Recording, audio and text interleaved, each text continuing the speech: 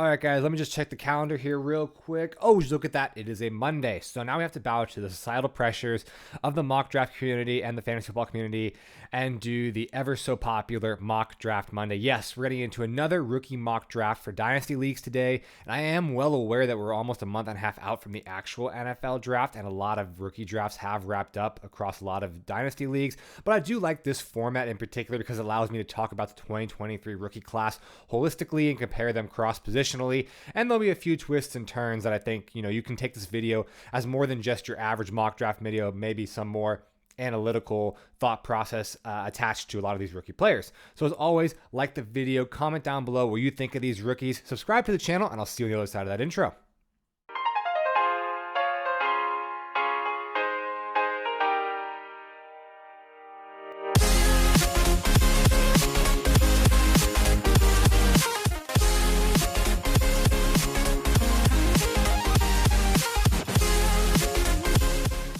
All right, guys, welcome back into Twin Takes Fantasy Football on a beautiful mock draft Monday. As you can see, we have the draft board set up right here behind me on the screen. We'll be getting into a rookie mock draft here very shortly.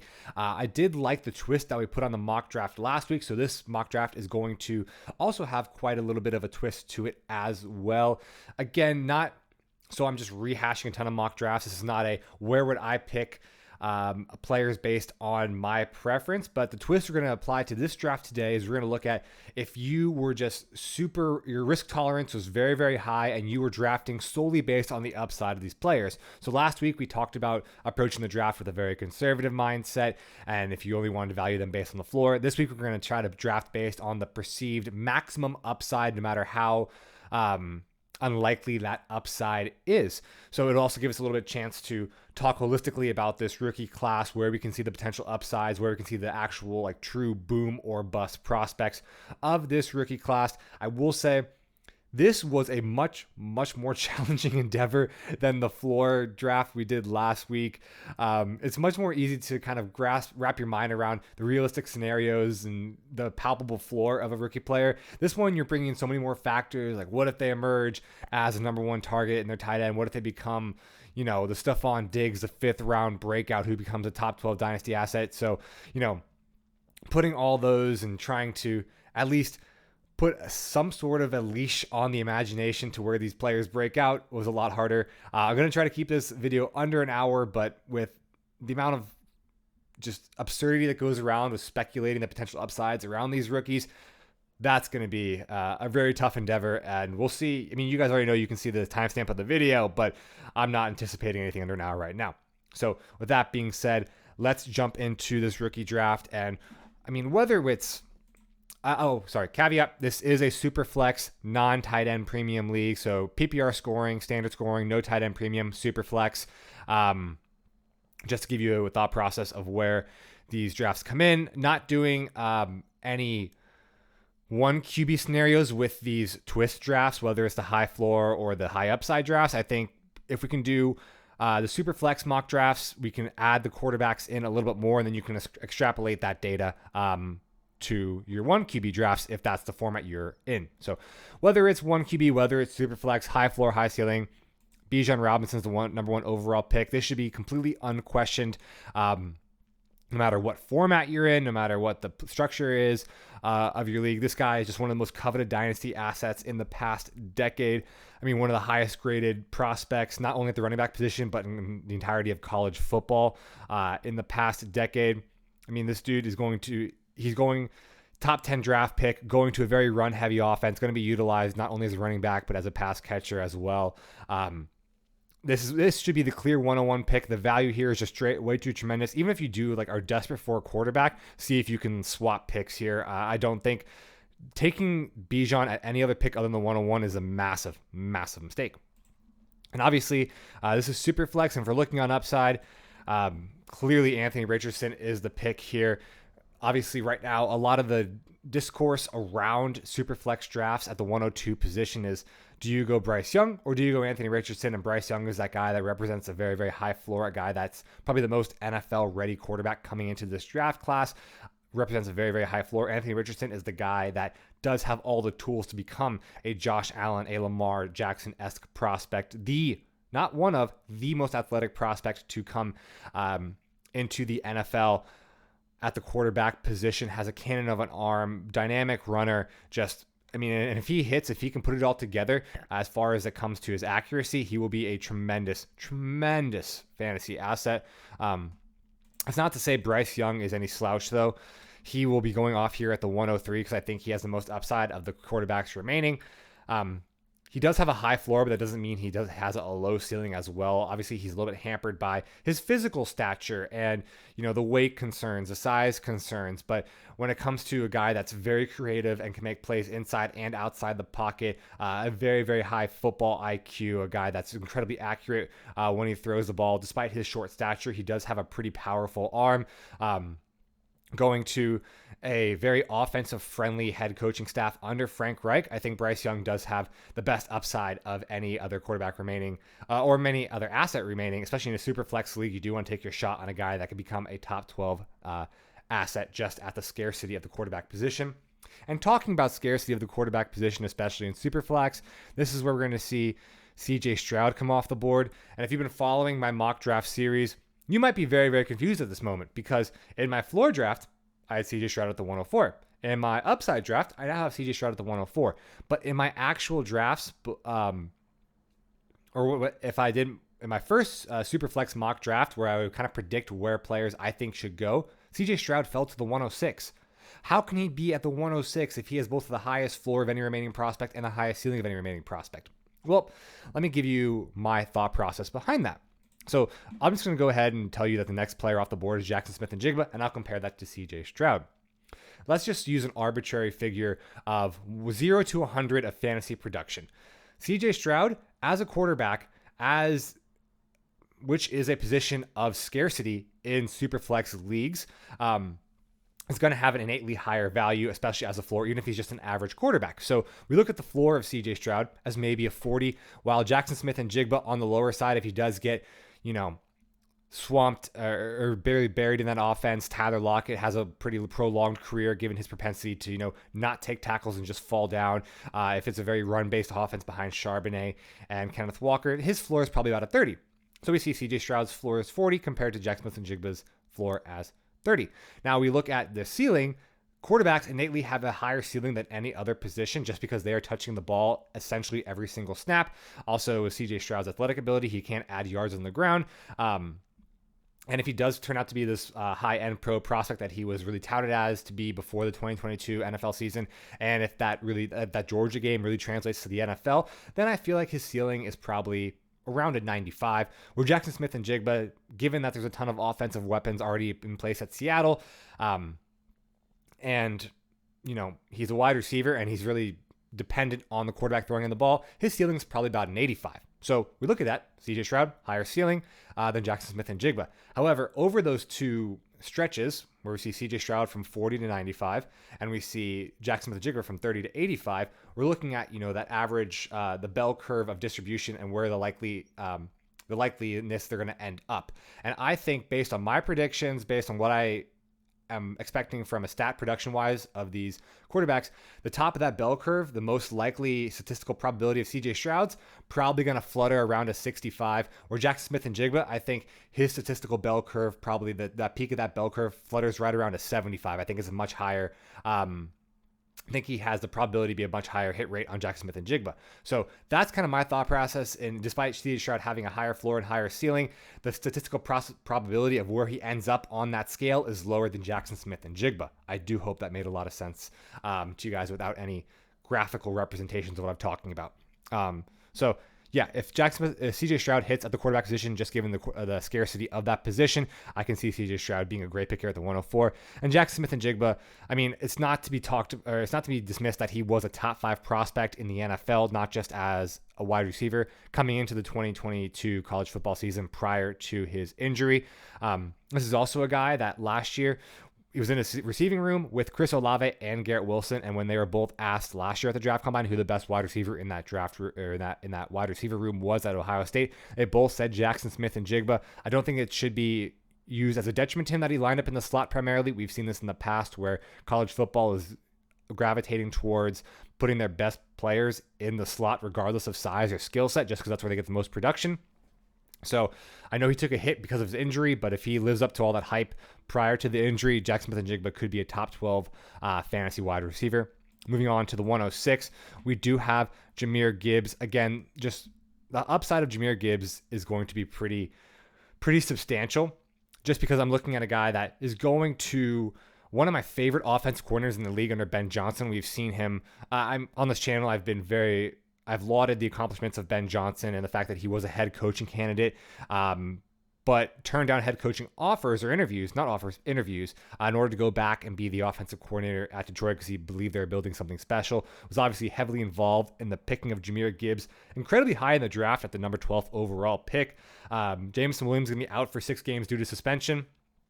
And the other asset that's coming in on the offensive side of the ball, and Sam Laporta is a rookie tight end that doesn't typically, get involved into the offense very much. I believe Jahmyr Gibbs can be a dual threat asset both in the running game and the passing game, and could be very, very beneficial to the way Jared Goff plays the game. There was a video floating around last year, maybe the year before, but they were talking about the top 5 rivalries in the NFL, and one of the rivalries was Jared Goff versus 20-yard passes. The guy doesn't pass downfield. He works in the short to intermediate routes, and that's where Jahmyr Gibbs is going to make a lot of his production. Moving on after this, probably the highest I will ever see this player get drafted is going to be Quentin Johnston, one of the more bigger boom-bust prospects that I see out of the first round wide receivers of the 2023 draft class. Going obviously tied to Justin Herbert is a tremendous boon for Quentin Johnston, but he is a little bit buried behind Mike Williams and Keenan Allen. But Keenan Allen's getting older. Mike Williams and Keenan Allen both have a very, very rich injury history, and we've talked about Quentin Johnston. He's not really an athletic wide receiver. He's more of an athlete that plays wide receiver, but the things that he can do from an athleticism standpoint are tremendous. His vertical jump, his speed, his explosiveness. If he can develop some of those wide receiver traits, the polished route running, not doing as many body catches, limiting those dropped passes, he could be a dominant wide receiver in this league, attached to a top 5 quarterback, and probably rockets him up to, a DK Metcalf type of player. After that, at the 108, we're going to go with another wide receiver, but it's not Jordan Addison, one of my favorite wide receiver in this draft. But we're going to go with Zay Flowers. This is based solely on the hype that he had coming out of Boston College. If this truly is a guy that's getting comps to Antonio Brown. Antonio Brown was the wide receiver 1 in NFL for 4 straight years. Obviously, Zay Flowers is tied to a great quarterback in Lamar Jackson. We've seen him do it in the passing game previously. Also, I know there's a lot of concern or the uncertainty about Todd Monken coming in and replacing Greg Roman. However, Todd Monken's quite heavily associated with the air raid offense and was the offensive coordinator for Tampa Bay in that insane Jameis Winston 30 TDs and 30 interception season. I think he's really going to air out the ball and feature the passing attack. The other wide receivers in this draft room, whether it's Odell Beckham Jr., Rashad Bateman, I think they're useful guys in this passing offense, but given their injury concerns, I don't think either one of them are going to be in the field for the entirety of the season, leaving Zay Flowers a very clear path to a wide receiver 1 in a very, very dynamic Ravens offense. And despite my concerns around Zay Flowers' size, if they can figure out how to utilize him properly, he could be a very high-end wide receiver.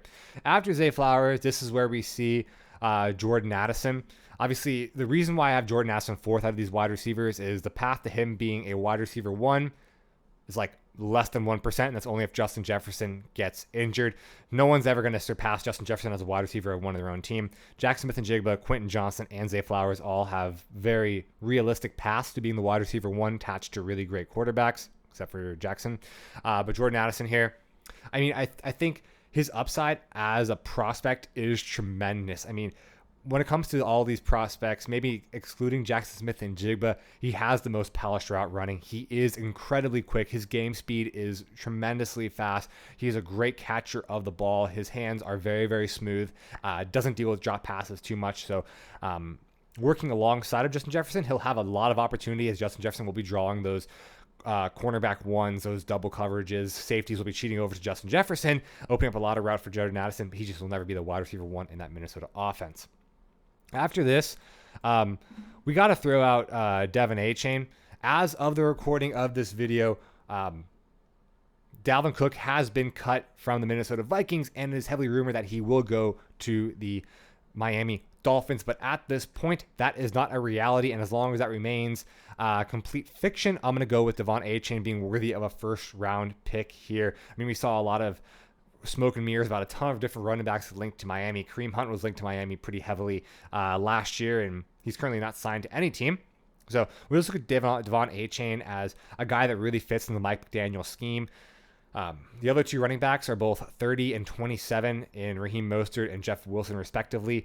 Pretty ancient when it comes to running back ages. Devon Achane, an absolute track star, the fastest running back in this draft class, and really fits the mold of what they're trying to do as far as the offensive skill sets and the offensive scheme that Mike McDaniels is building down there in Miami.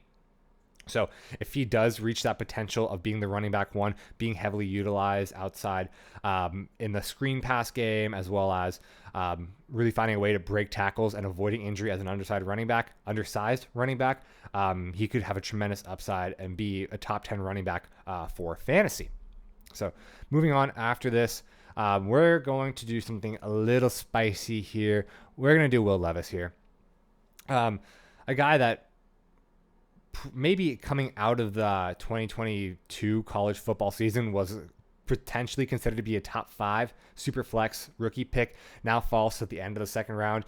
But again, this is the same reason we talked about CJ Stroud. Will Levis has a little bit lower floor than CJ in my personal opinion, but at the quarterback position, with positional scarcity across the quarterback position and the absolute cannon of an arm Will Levis has, and also given the comps that he has to Josh Allen, if that upside is truly there, he's certainly worth an end of the first round pick. Again, if you're a guy that has a very, very high risk tolerance and really wants to swing for the fences, I think this is your best overall pick at the end of the first round, because you could have a truly game-changing quarterback here for a very, very cheap first round pick. After this, we'll be moving on to our first tight end. Just because this is not a tight end premium league, the tight ends tend to fall. Just because I think at the other positions, whether it's running back, wide receiver, or quarterback, they all have much higher upside. On average, they score much more points for fantasy. So for drafting based on upside, tight ends are generally going to fall a little bit later in the draft. Dalton Kincaid, I know, has been talked about as a pick at the 108, 109, 110, falls to the 112 here. And also, if you're based on upside and you're looking at historical trends, it is going to take about 2 to 3 years for a tight end to really make their mark for fantasy. So if you're looking at upside, this is not a very high return on investment for Mr. Kincaid. But, this is the guy that's been comped to a Travis Kelce-esque tight end. A guy is going to play that wide tight end role, be more of a pass catcher, not be asked to block quite a bit. Again, another guy that's attached to a top 5 quarterback in the NFL in Josh Allen.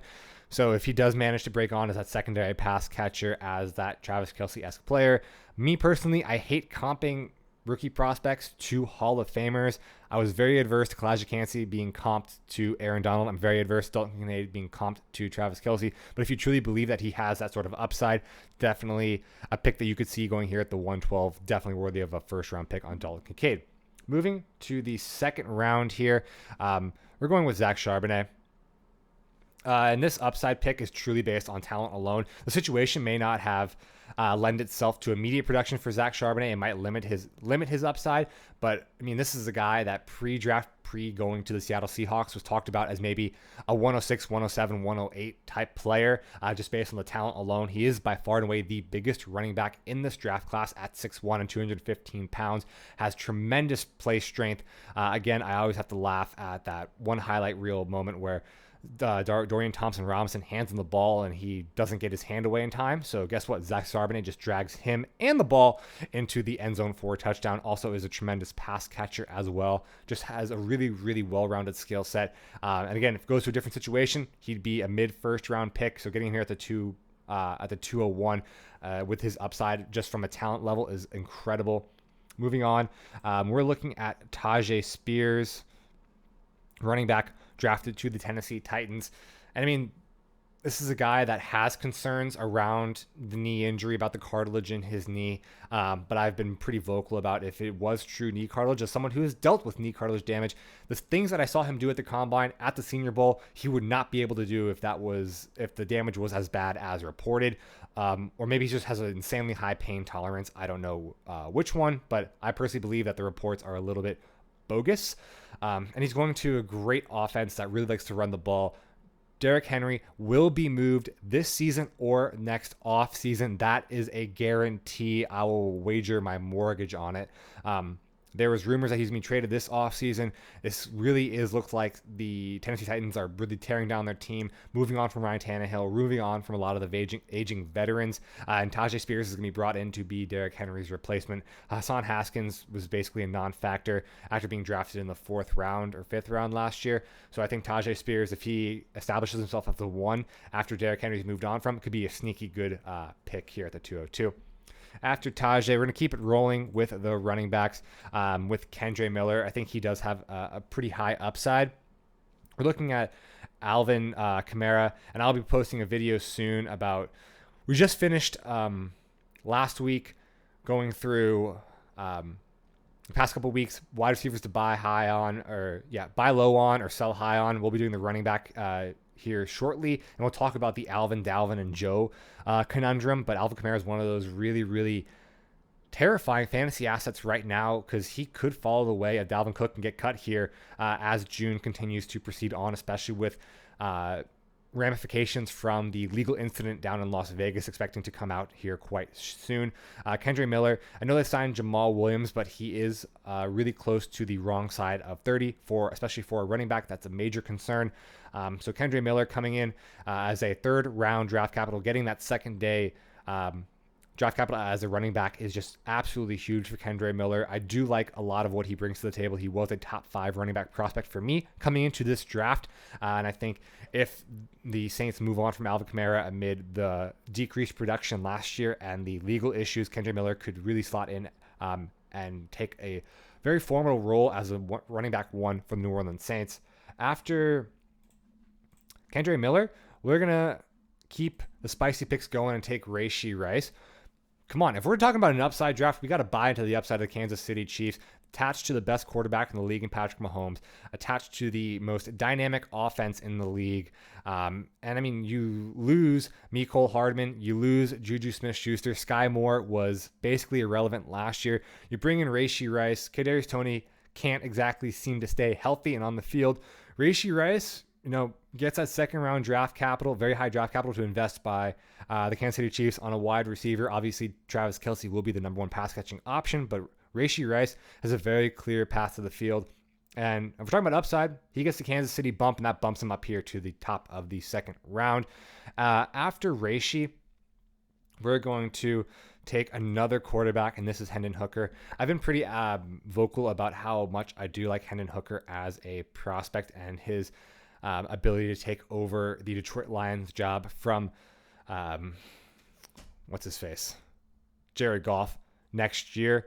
Again, we've talked about it with Jahmyr Gibbs, how much I like the offensive structure under Ben Johnson up there in Detroit. And when you compare Hendon Hooker to Will Levis, they just seem to have a very similar path to the field, where they're both going to be sitting for the first year to learn behind aging vets and then taking over the field.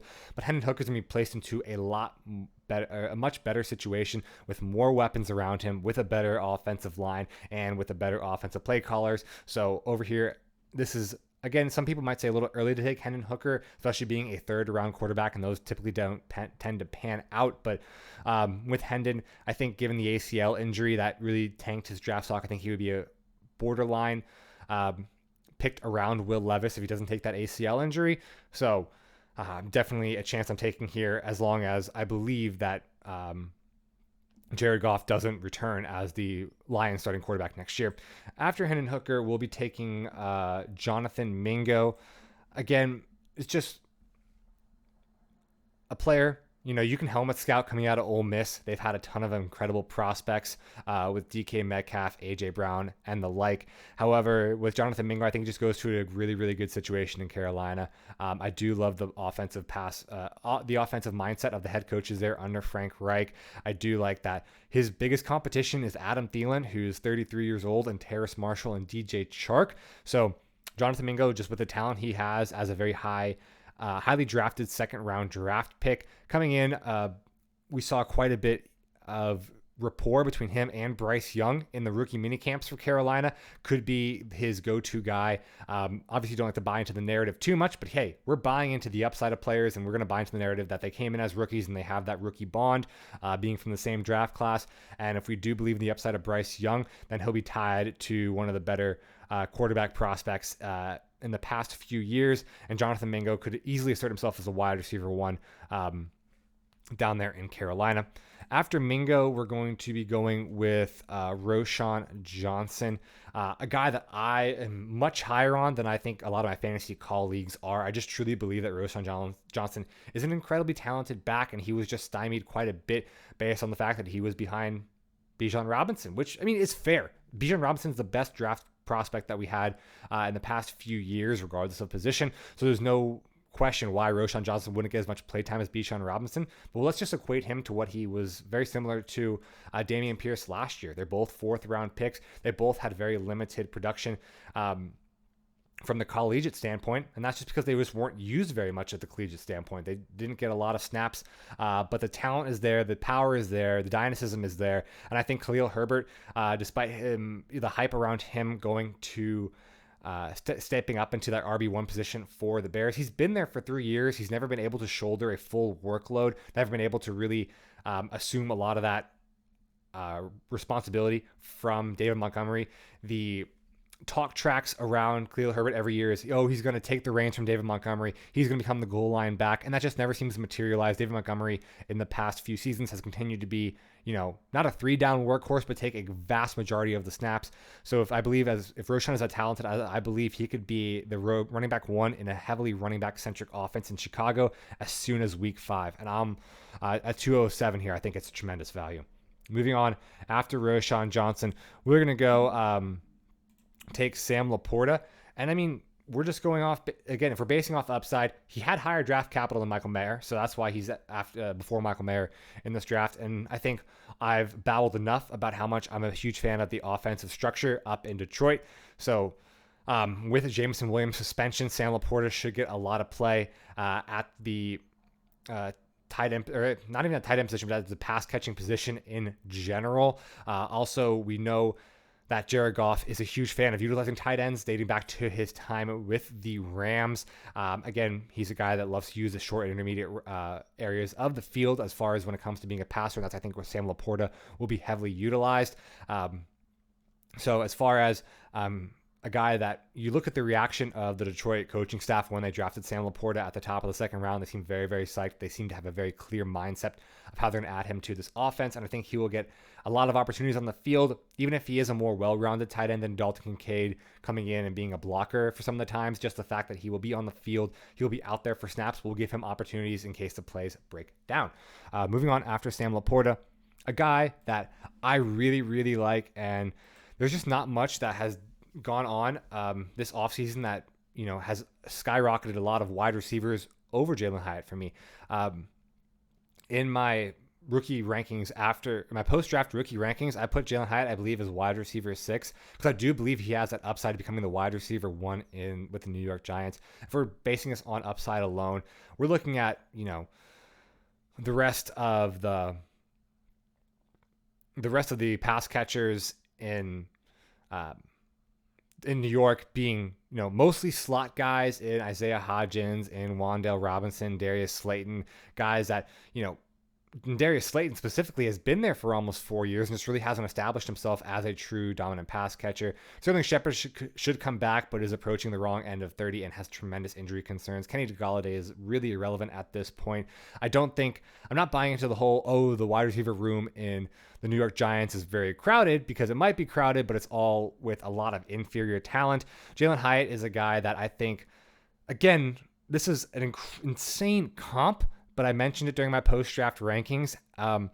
But Brian Daboll, when he was the offensive coordinator for the Buffalo Bills, went out and snagged Stephon Diggs, a guy who was about the same height and weight profile of Jalen Hyatt, was a speed guy, a burner down the field, had a little bit of trouble with, not the most polished routes, but was able to, fit into the mold that Brian Daboll wants. If Brian Daboll sees Jalen Hyatt as a Stephon Diggs type player, then damn, Jalen Hyatt's upside is to the moon. And I think outside of the very limited competition at wide receiver, despite Daniel Jones not being a tremendous quarterback, Jalen Height has crazy upside to me. I'm totally okay with taking him to the mid to late round, the second round here. After Jalen Height, we're going to go with Josh Downs, a guy that if this was my personal rankings, he would fall to the third round, but this is, we're going to base it off upside alone. We saw that last year, Alec Pierce did not really make too much of an impact, but Josh Downs falling to the third round of the NFL draft was really surprising. A guy that came into the offseason, 2023 offseason, as potentially the wide receiver 4 in this class before a lot of guys are bumped up ahead of him. And if I'm being consistent, I use the same argument with Dalton Kincaid, saying I don't understand why guys are being bumped up or risen up the draft boards when there's not actual football being played. I put a lot of stock in the draft profiles and the rankings right after the college football season ends. So if I'm going to stay consistent with my questioning why Dalton Kincaid rose when there was no football being played, I have to stay consistent with my feelings about Josh Downs being a very high end prospect, and him falling when there's no football being played just doesn't make sense to me. Yes, he does have the size concerns, but he is a very dynamic receiver. He has put up back-to-back years of insane production, over 1,300 yards receiving.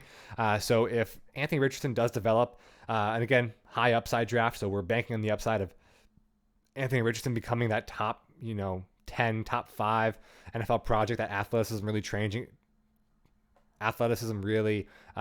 translating to the NFL, then Josh Downs with his talent would be an incredible wide receiver for him to utilize, especially as a deep threat. All right, after Josh Downs, as we're wrapping up the end of the second round here, we're going to go with Michael Mayer. Only so far that he could drop. Again, the upside is a little bit limited by the fact that he is an all-around he is an all-around tight end, not specifically the pass catcher that Dalton Kincaid is going to be solely utilized as. He'll be out there for blocking snaps. Also, it's going to be probably the worst team in the AFC West in tremendous competition. He has Jimmy Garoppolo, who's not the greatest quarterback, but I don't hate Jimmy Garoppolo. I think he has shown that he likes to use his tight ends dating back to his time in New England. I mean, even at San Francisco, George Kittle was constantly thought as a top 2, top 3 tight end because of how often Jimmy Garoppolo went to him and utilized his skill set. So Michael Mayer, again, incredibly talented prospect, could have the potential to break in as a top 10 tight end immediately just based on that. I think he's just so polished. He's, again, a guy that did fall in the draft, I think, based on prospect fatigue, but there's really nothing wrong that I can see with his game. He does everything well. He's very well-rounded. He'll be out there for a lot of snaps, and especially when the plays break down, he can be a safety net for Jimmy Garoppolo. So he could be a very, very talented tight end in this draft. Rounding out the second round here, we're going to go with Jaden Reed. Marvin Mims is going to be the guy that is taken at the 301. I guess we can talk about them similarly. And Marvin Mims, right now, if we want to talk about upside, he's a guy that has upside if the Broncos decide to move on from Tim Patrick, KJ Hamler, Cortland Sutton, or Jerry Jeudy. But right now, that wide receiver room is just way too crowded with way too much talent and way too much investment in the wide receivers. It was just 2 years ago that the Broncos gave pretty massive extensions to both Tim Patrick and Cortland Sutton, and Jerry Jeudy seems to be a pretty core piece of their offense going forward. With Marvin Mims being buried so far below on that depth chart, I don't see his upside being tremendously high. He was a very highly touted prospect for me coming into the draft. I thought his skill set out of Oklahoma was tremendous. I loved what he did on the field. I thought he was underrated, but this is not the best situation for him to really maximize the upside of his talent. While Jaden Reed, honestly, personally, I think I'd rather have Marvin Mims over Jaden Reed, but when it comes to purely talent-wise, but Jaden Reed goes to an offense in the Green Bay Packers that, very, very wide open wide receiver room. There's Romeo Doubs, there's Christian Watson, and there's Jaden Reed. Very little obstruction for him to become a heavily utilized wide receiver, especially with an offensive guru like Matt LaFleur leading the offense. So the upside of Jaden Reed, taking over from Romeo Doubs, a guy that didn't really assert himself too much. Christian Watson came in and he was a deep threat. He's really a burner. So I could see him being the deep threat, and Jaden Reed coming in, working a lot out of the slot, being that mid to short range guy, being a guy that a very possession-based receiver. And if this is a PPR league, then getting peppered with 7 to 8 targets out of the slot is going to yield a ton of fantasy production for you. And I think Jaden Reed is just a very, very solid wide receiver to take that upside on. After Marvin Mims, we'll go with Luke Schoonmaker. Where is he? It's just based on the fact that he's going to Dallas. The Dallas tight end was always going to be heavily hyped up. We saw the production that Dalton Schultz had 2 years ago, and even coming towards the end of last year, once he got healthy, he was a very productive tight end. Dak Prescott does rely on his tight ends a lot. Yes, there's a little bit of concern with Brian Schottenheimer coming in and replacing Kellen Moore as offensive coordinator in Dallas, but just given the track record with the passing attack that they've established there, with Dak Prescott being a competent quarterback, the tight end associated with him will always have a pretty massive upside. And, the target percentage for tight ends in the red zone is higher than normal for Dallas. I believe they're they're the 8th most team that targets the tight ends, the 8th most in the red zone. And I don't think Peyton Hendershot nor Jake Ferguson are doing too much to really impede Luke Schoonmaker's progress on becoming the tight end 1 there in Dallas. After Luke, we'll move on to another wide receiver that I don't think I would be putting him this high normally, but Kayshon Boutte. If we're looking at the upside, this is a guy that holds a single game receiving record in the SEC for LSU, a guy that was coming into the 2022 college football season touted as a first round prospect. Basically, him and Jack Smith and Jigba were the 1A, 1B wide receiver prospects in this draft class, but absolutely abysmal year playing for LSU, and who knows if that was just issues with Brian Kelly coming in as coach. He also absolutely tanked his draft stock at putting in one of the worst combine performances I've ever seen in my entire life. But the talent is clearly there as long as he can, figure out his work ethic issues and can figure out a way to actually break to the field. So we know the talent is there. If this is an upside draft, you have a shot. This is the most Stephon Diggs-esque player in this draft. Diggs was a top prospect coming out of high school, but his draft capital plummeted after back-to-back years of torn ACLs and missing 2 years of college football, and that's why he fell to the 5th round. Kayshon Boutte falls to the 6th round for different reasons, but equally as concerning. But the talent is obviously there for him to be a top wide receiver prospect. Moving on, after Kayshon Boutte is Cedric Tillman. Again, a wide receiver that I really, really like. Maybe not the best landing spot in Cleveland, given I just think the organization of the Cleveland Browns is more or less a farce. And we've seen that numerous iterations of that over the past few years. But as far as the talent level that Cedric Tillman produces, we only have to look back to the 2021 season prior to his injury, where he was absolutely dominant, putting up 1,200 yards and 11 touchdowns, I believe. This past season was a little bit more disappointing, but I believe that was mostly because he rushed back from the injury he sustained early on in the season, and he just wasn't fully healthy. I think he's going to catch a lot of people off guard with how athletic and how fast he is now that he's fully recovered from that ankle injury. So it's Deshaun Watson. This is basically betting on Deshaun Watson becoming the quarterback that he was with the Houston Texans, and if he can be a competent quarterback, Cedric Tillman, with the athleticism he produces, is a tremendous prospect. Really slots as a high-end wide receiver 2 behind Amari Cooper, and could potentially take over a lot more of the targets as Amari Cooper continues to approach the wrong side of 30. After Cedric Tillman, we'll go with Tank Bigsby. I don't really agree with a lot of the fantasy sentiment around Twitter about Tank Bigsby taking over from Travis Etienne. Travis Etienne was drafted in a different regime. Doug Peterson, this is Doug Peterson's guy. He's going to completely eat away at Travis Etienne. I don't really buy into that. Travis Etienne is obviously boys with Trevor Lawrence. They're both from Clemson. They both play together really well. Travis Etienne was incredibly productive last year as being basically the workhorse back. Now it's come out that Doug Peterson is not going to play 78% of the snaps or rushing attempts through Travis Etienne, which I think is frankly a good thing for Travis Etienne owners. I don't think you want him taking that much production just based on his injury history, but I just don't think that Tank Bigsby, his upside is as where people project it to be. It could be higher. He's going to have Doug Peterson is very famous for his running back by committee. He does utilize quite a bit of, or I guess he will be utilized, Tank Bigsby, a lot of it like goal line work is where his upside is. Running through the tackles where his upside is. I just don't think he's going to eat into Travis Etienne's work load as much as people anticipate he will. But Travis Etienne does have the injury concern. So if Travis Etienne does go down to injury, Tank Bigsby was a guy that I think I ranked 4th in the pre-draft profile, just based on talent alone. So that would skyrocket him to Kenneth Walker-esque levels of last year after Rashad Penny got injured. After Tank Bigsby, we're going to go to another running back in Zach Evans. Just because his path to the field is so short. He's sitting behind right now Kyren Williams. I think is a non-factor. He had a bunch of potential to really break out last year with Cam Akers in the doghouse, with Darrell Henderson being released, and he just never found a way onto the field, and they eventually had to make amends with Cam Akers and bring him back to the field. So Kyren Williams is basically a non-factor for me. You can throw him out of the barn along with Hassan Haskins. And Cam Akers, you never really know what's going on. Obviously, there's that one point where he said he was never going to play another snap for the Rams ever again, and Sean McVay was pretty adamant about trading him at the deadline. Somehow they managed to reconcile, but you never know how those feelings might linger.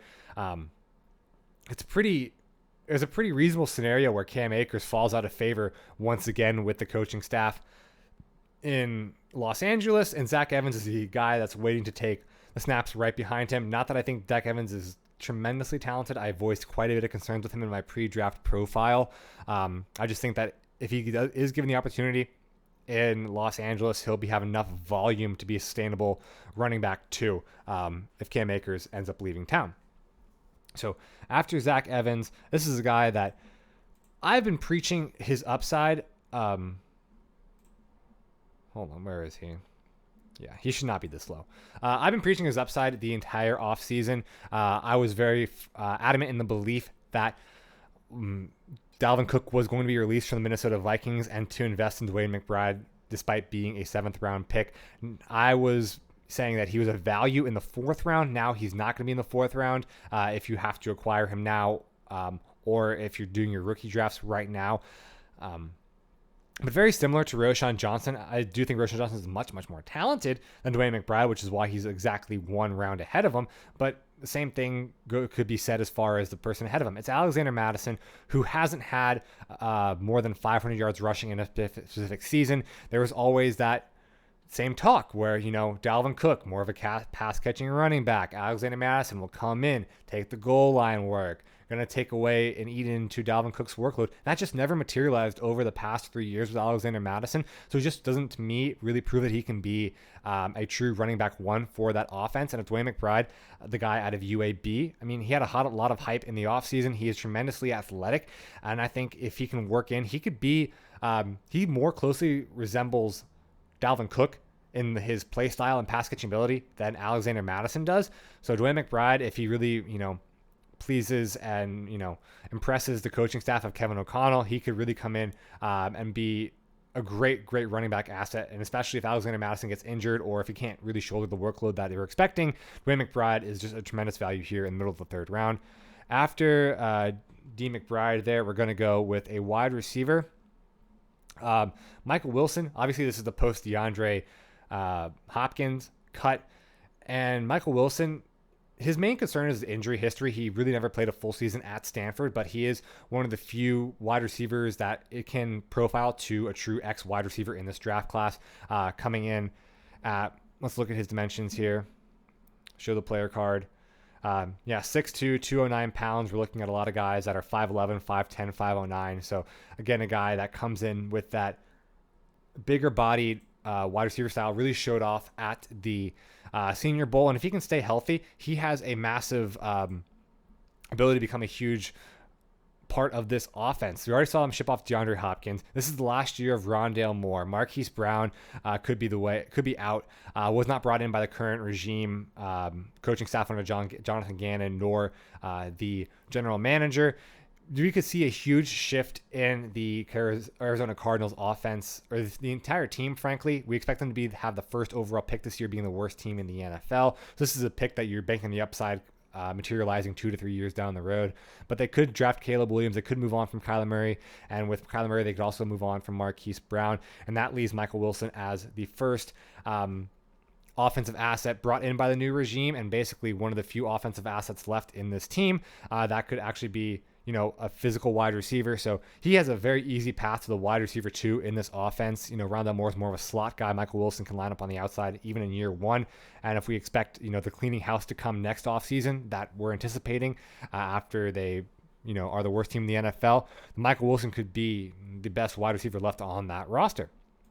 After Michael Wilson, we're going to move down to Chase Brown. And the reason why Dwayne McBride is over Chase Brown at this current moment is because Dalvin Cook has been cut. But you can basically apply the same thing about Dalvin Cook to Joe Mixon and Dwayne McBride to Chase Brown.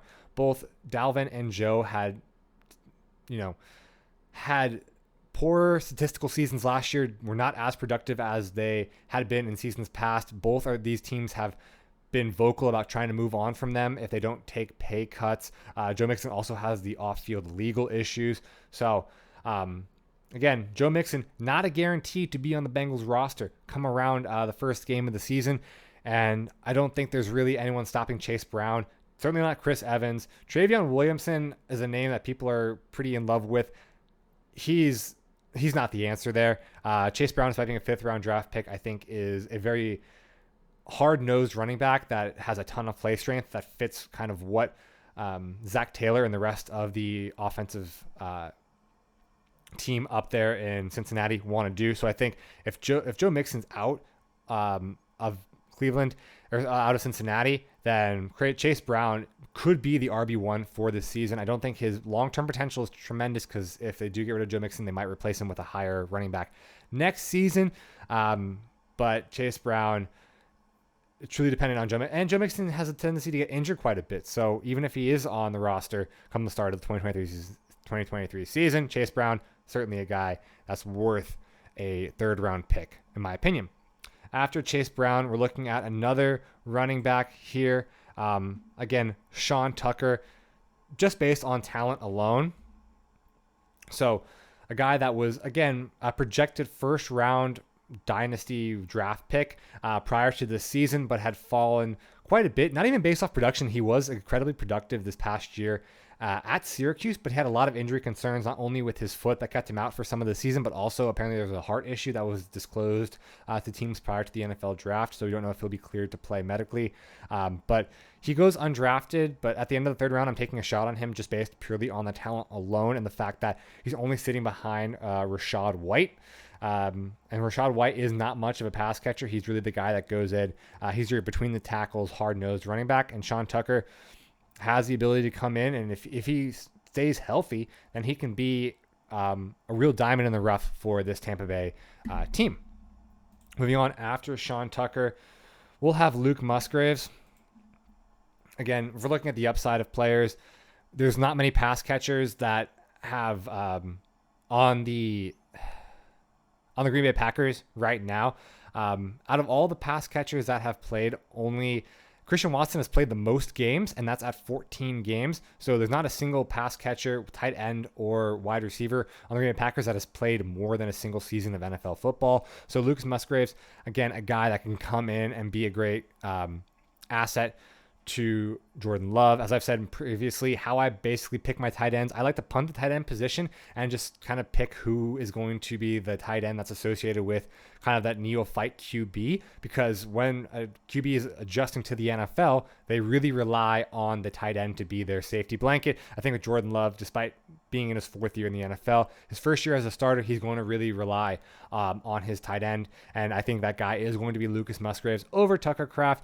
Obviously, Luke had the issue with health, only played 2 games at Oregon State, but when he was healthy, he was absolutely dominant, and he was that pass catcher, kind of similar. He was more similar to Dalton Kincaid than a Michael Mayer. Not really a blocker, not really the nitty gritty nose in the dirt kind of tight end. So he'll be lined up more as that Y tight end. And if Jordan Love takes that next leap as we expect him to, then Luke Musgraves will be a great tight end asset down the line. We're going to round out with the grossest pick of this draft, Stetson Bennett. He's a quarterback. We talked about quarterback scarcity. He's with the Rams. The only quarterback under contract right there is Matthew Stafford. Matthew Stafford flirted with retirement. He's also very injured. Hasn't thrown all offseason. Stetson Bennett could come in and just be a good game manager as far as a quarterback. Apparently, the offensive coordinators there love Stetson Bennett and his coming from Georgia and ability to translate to the NFL. So, very easy path to the field, blah, blah, blah. I really don't like Stetson Bennett, but upside, he has it. God, that makes me feel so gross. I'm not going to hide my emotions, and I don't like Stetson Bennett. Starting with the 4th round, let's speed run this one. Izzy Abanikanda. Again, we're looking at a guy going to the New York Jets. This is a system that's very run heavy, comes from the Kyle Shanahan tree. We saw it last year with a ton of workload going to with Breece Hall and a little bit to Michael Carter as well. Breece Hall is coming off that ACL injury, and we saw that their faith in Michael Carter may not be as prevalent as once was. So we saw Bam Knight and other couple guys get runs after Breece Hall went down with the ACL injury. I don't anticipate Breece Hall to be 100% the start of training camp or the start of the season. So Abanikanda as a 4th round pick can come in and probably be, that go-to guy, or is going to get quite a large chunk of the snap share at the running back position for the Jets. If you're a Breece Hall manager, you should be taking Izzy somewhere around here just as a good handcuff. But the upside of him elsewhere, just as a 4th round running back, I think is pretty high.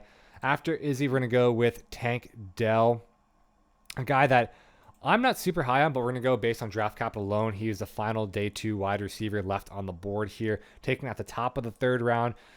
He gets the nod from Houston, the confidence boost from the Houston front office, gets the confidence boost from CJ Stroud, a guy that came in and said, hey, listen, as soon as he was drafted, the Houston Texans said, I want you to draft Tank Dell. Apparently very big fan of his game.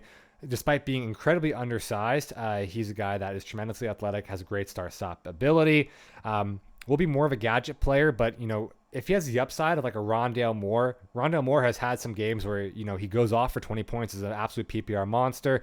You get that narrative of coming in as the same rookie class as CJ Stroud. So, you like that deal, you like that connection, and could be a good fantasy asset if we're talking about the upside of Tank Dell. After that, we're going to go with Brenton Strange. Again, tight end. We saw the tight end get a lot of play in Jacksonville last year. And they only signed Evan Ingram to a 1-year franchise tag. They could let him go after this. Brenton Strange could really step up after being drafted in the 2nd round by the Jacksonville Jaguars. Pretty high draft capital to invest in a tight end.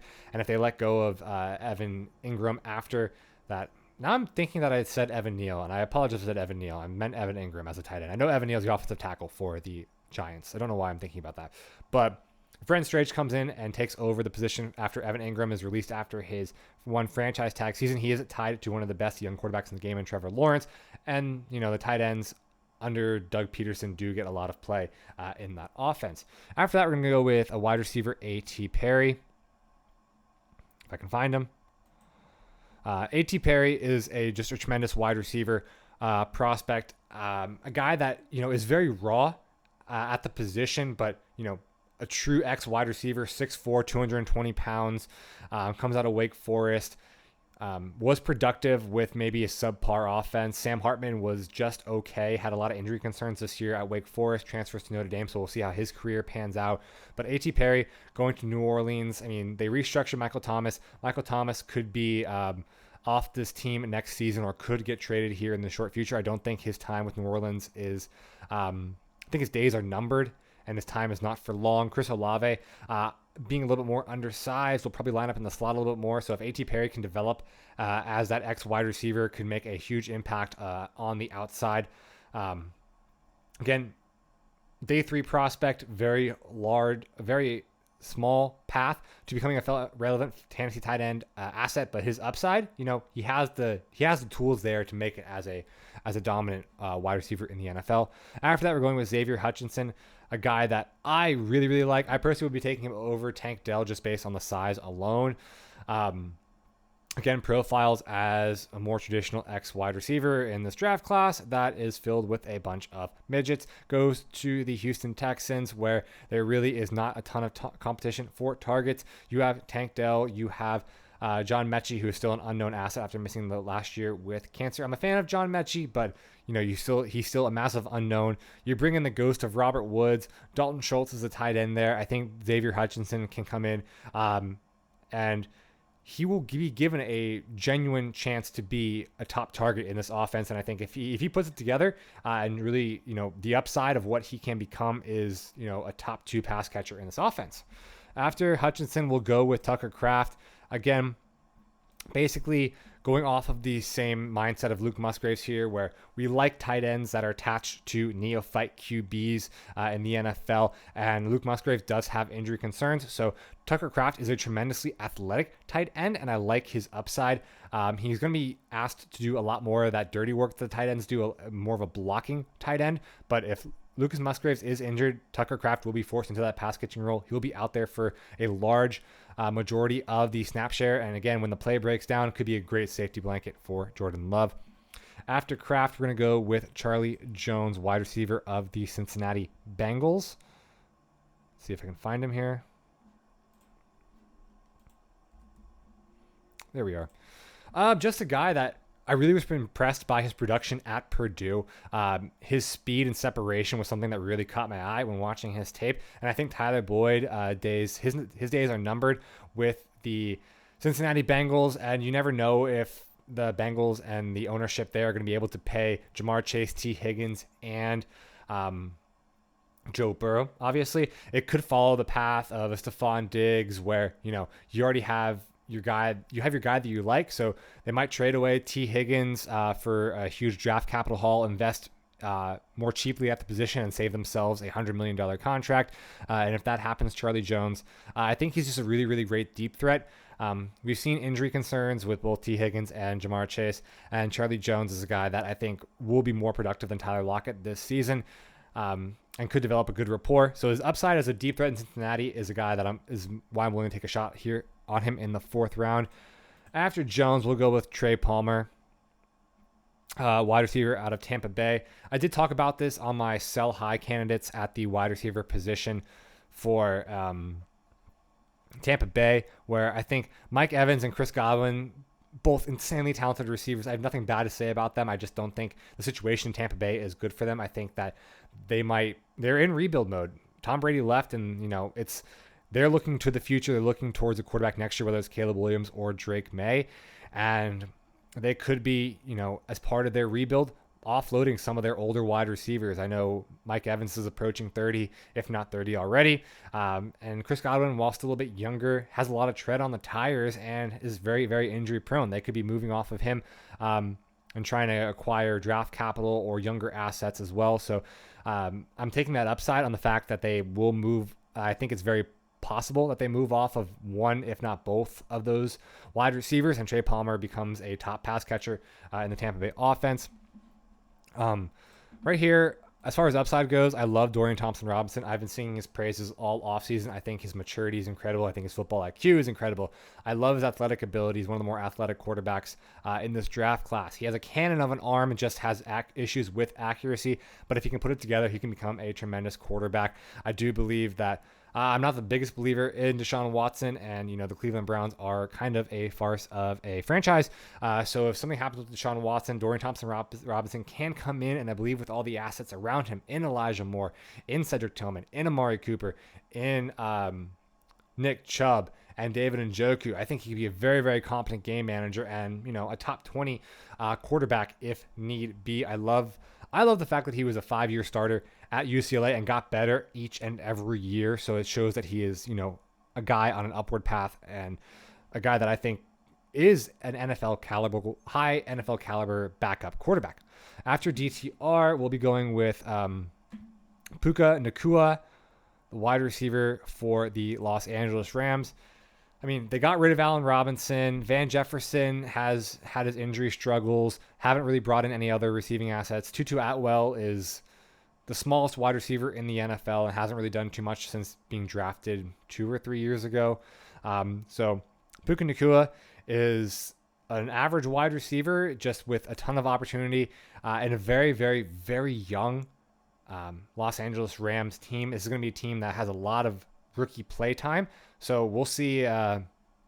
We'll see what happens with Puka Nacua. He could establish himself as the wide receiver 2 in this offense pretty easily. There's not really much competition to that position. So taking the upside that Puka Nacua can be the wide receiver 2 attached to Matthew Stafford, who's not the worst quarterback in the world. Tight end here, I want to finish off with some fun picks. Elijah Higgins, I do love what Elijah Higgins brings to the table as a tight end in Miami. There is a void at the tight end position after they got rid of Mike Gesicki. And this is a very dynamic offense. When Tua is healthy and running the offense, we're seeing tremendous upside from the running back position, whether it's Wilson, A-Chain, or Mostert. And we saw both Tyreek Hill and Jalen Wallaby top 10 assets at the wide receiver position for fantasy. We've seen insane games where Mike Gesicki, when he was utilized and targeted, had over 20 points, multiple touchdown games. If they really are looking to groom Elijah Higgins as their tight end one, he is insanely talented. He's a speedster. He's a very athletic guy. He fits a lot of the mold of what they want to do down there in that offense. So I'm taking the upshot on a tight end that they really like in one of the more dynamic offenses in the NFL. And as always, my fun pick to round out this draft is going to be Malik Cunningham, quarterback for the New England Patriots. Again, I don't know how much I can repeat this, but Malik Cunningham is a very talented quarterback coming out of Louisville. Great dual threat quarterback. And for whatever reason, Bill Belichick loves his dual threat quarterbacks. Is always very complimentary of Lamar Jackson, brought in Cam Newton. And then there's just obviously a very, very big rift between Mac Jones and Bill Belichick and the rest of the coaching staff right now. It seemed like their relationship deteriorated last year, and they could be moving in a different direction, and it wouldn't be the first time a very late or undrafted quarterback became a star at New England. So screw it. Why not? We're taking Malik Cunningham with the last pick. I think that's my fun pick, as I've done that for 4 straight rookie drafts. So that's it. That's going to wrap up this rookie draft. We did manage to just went over an hour. Very, very close, but better than what I was hoping for. This is going to be the last rookie mock draft that I do. I am very, very aware that it's almost a month and a half out from the NFL draft, and a lot of rookie drafts are concluded as of this point. Like I said, I liked adding these twists to think critically about these players, whether it's analyzing the floor of the player or the potential upside of the player. Didn't want to do it for both one QB as well, because I feel like that would be a little bit redundant, and you can probably extrapolate, this data from the Superflex drafts to the one QB drafts. Unless there's a huge outcrying in the comments below to do a one QB version of this or do another rookie mock draft, this is probably going to wrap it up. We're going to move forward with our how-to series, our wide receiver buy low, sell high series, analyzing off-season trends and guys that you should be targeting or the players that are overvalued. And we'll basically be doing that up until we start redraft content. So I hope you guys all enjoyed the mock draft. This is the last one of the season. Good luck with your rookie drafts. If you still have them left, we have ours in our main league coming up in 3 days. So that'll be exciting. Hopefully I get the players I want. Take care, guys.